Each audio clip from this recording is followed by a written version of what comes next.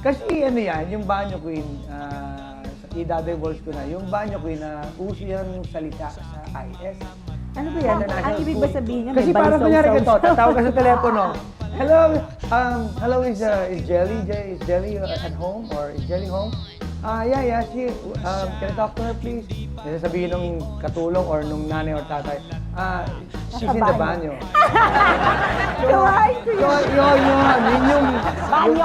Yun Alam mo yun. bakit banyo? Alam mo bakit banyo? Kasi walang magbabother na mag-istorbo sa'yo pag nasa siyara ka. Diba? Big excuse. Bakit ba hit ang ganyan? Hindi kasi ang talagang tunay na Andrew E. Rapper, hindi actor, no? Tabi mo na. Andrew E. Rapper kasi masyadong pag gumawa ako ng subject, gusto ko yung, oops, uy, meron palang ganun, uy, ano yun? Yung question mark palagi. Meron bang ganun? Meron Tapos talaga. maglalaro na lang ang imagination. Ayun. Kaya siguro hit yan. Kaya yun. Ano sa palagay mo ang dapat maging attitude ng mga nakikinig sa music mo? Aba dapat Open-minded. Not even. Kailangan, kumbaga. Enjoyin mo lang!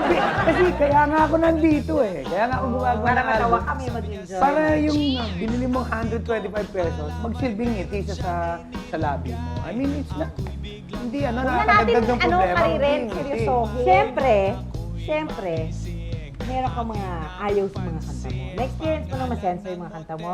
Na-experience mo nang parang may ban sa CD ni Andrew E. Dapat ipakinggan ang Ang mga na-experience kanta ko, binan ako sa isang city or two.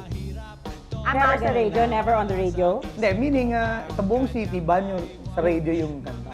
Pero hindi nagwagi kasi syempre mahina nga yung case. Ano nangyari na sa'yo? Na-devastate ka ba? Or Hindi. you took it? Alam mo, Tuwa-tuwa naalala ako. mo yung intriga yan, if I Ay, know hindi na, you. sasabihin ko na. Ito na, live na tayo sa live na tayo sa Pila. Sasabihin ko na, yung lugar, Baguio.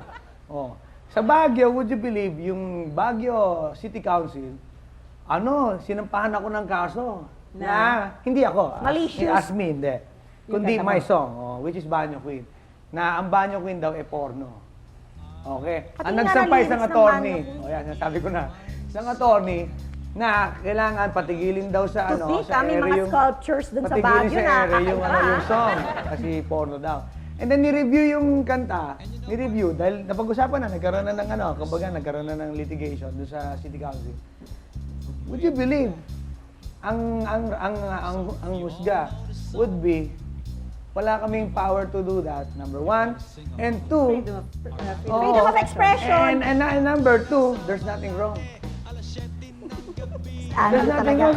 Napaka-controversial talaga. Actually, dapat Support magpasalamat talaga, tayo Andrew. sa mga ganyan. Because, ano yun part of life, di ba? Oo naman. Entertainment. Entertain naman tayo. Tsaka hindi kasi, unang-una, para sa inyo, pwede mo sabihin na, like for example, pag dito may isang guest na hindi ka nice-nice, pati show nyo madadami na. Hindi naman Oo. Tama. Diba? Tama ka Ayun doon. namin. Alam yun, okay lang. Actually, sarili that natin note. discretion yun. Kung ayaw nyo marinig, huwag nyo pakinggan. Period. In fact, gagastos pa kayo ng 125 or 140. Okay? Kaya nga, kahit pangaraw universal language ang pagtawa, hindi naman ibig sabihin nun na ang nakakatawa sa'yo ay nakakatawa rin sa lahat. So, ang sikreto para hindi tayo maging magulo, ay respetuhin na lang natin ang damdamin ng iba at igalang natin ang sense of humor ng mga tao kahit na napataka weird para sa atin.